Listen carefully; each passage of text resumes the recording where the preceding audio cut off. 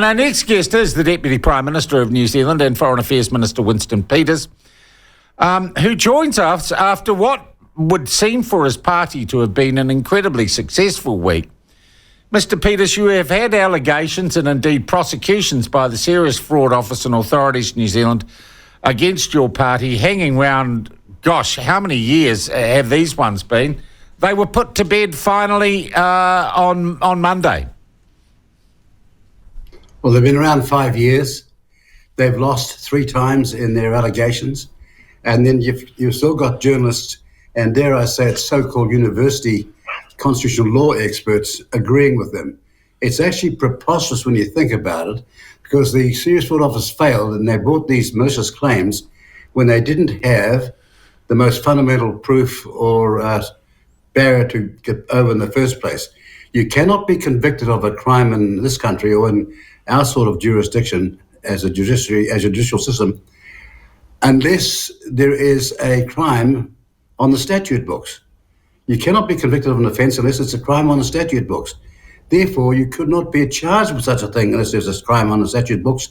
So it begs the question, why were we charged in the first place if it wasn't vile politics? So that's the point that people like so-called Professor Geddes from Auckland University, who clearly has never seen the inside of a court of law, doesn't seem to understand on the standard of proof, the most fundamental thing he should be lecturing on. Yeah. Nevertheless, let's put the law aside for a moment, Mr. Peters. Is it acceptable to you as the face, the leader of New Zealand First, that you have a system of gathering and dispersing money from supporters that could be seen, and in fact was seen by the courts, no matter whether there was a conviction or not, to involve people representing to donors that money was going to the party when it was not?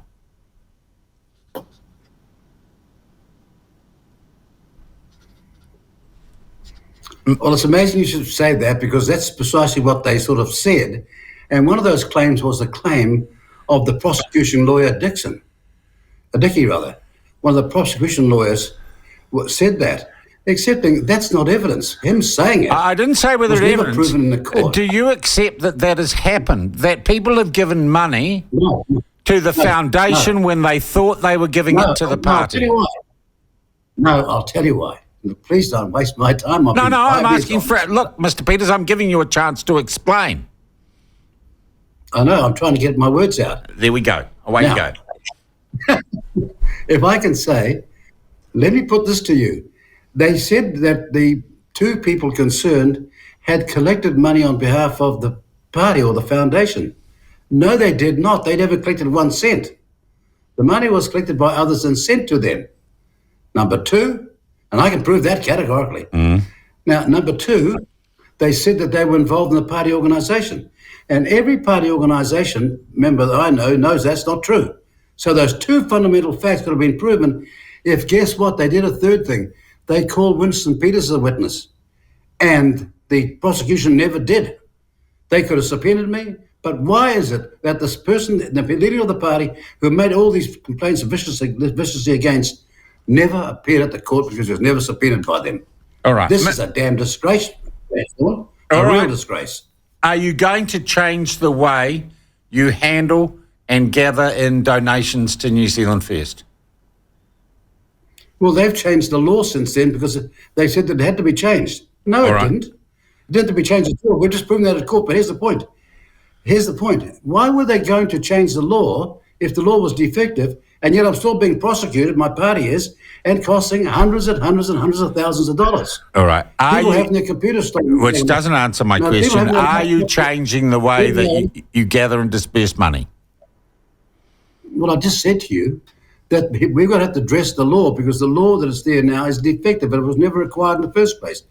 And if you've heard of the Waitemata Foundation behind the National Party and the other parties' organisation, why was one party just picked out? And I know what it is, vicious, dirty politics. Yeah, and I must admit, one looks at the funding of the Te Pātai Māori via the Waiperera Trust, and it seems to me to be quite, in fact, far more curious than the funding of your party, Mr. Peters. No, it's not curious. What they've done is a breach of the law.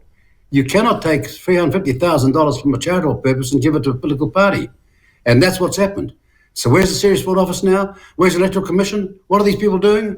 Nothing, because they're so woke. All right, Mr. Peters, let's move on from that. Another issue that has, made headlines this week. A simple sign in Auckland University at their business school that fundamentally said this space reserved for Māori and Pasifika students only. It is a sign, a picture of which has caused, I think, outrage and a huge amount of discussion around this country.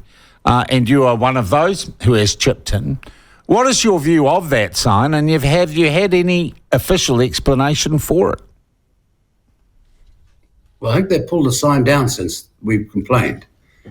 And within 5 minutes of our putting our post out, they pulled it down. But I understand it's also, according to other university people, the same thing's happening on other university faculties or campuses, and in Dunedin in particular, Otago University. Now, why on earth would anybody do that and think it's forward-thinking, so to speak? And what respectable Māori or Pasifika person wants a special enclave for themselves? I just don't understand what's gone wrong here. I was a young Māori, went to university, met up with all these other Māori, not many of us then, at law school, where there wouldn't be a handful, probably less than 4 or 5 of us. But there we were, having to be in this organisation, and we looked, we fit in like everybody else.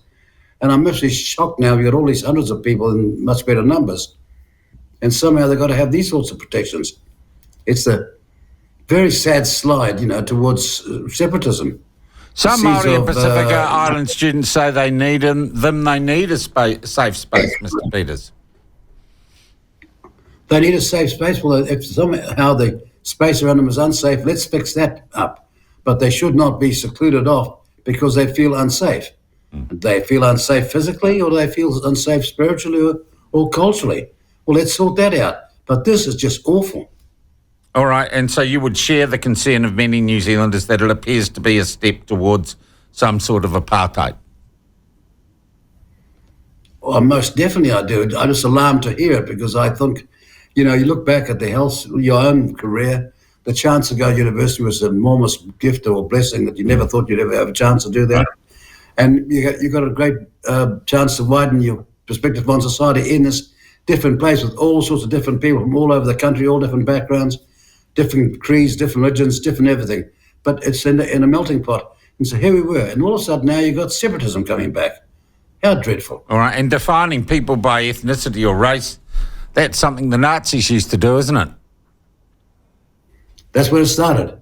And the end was awful. All right. Look, one other issue I just want to talk about, and I know you're busy and you've had a busy week. I presume, and just in passing, I presume you are not in a position to elaborate much more on the China spying thing. Is that it's so secret you could tell me, but then you'd have to kill me? Not really. I ran and had a little chat to the Chinese ambassador last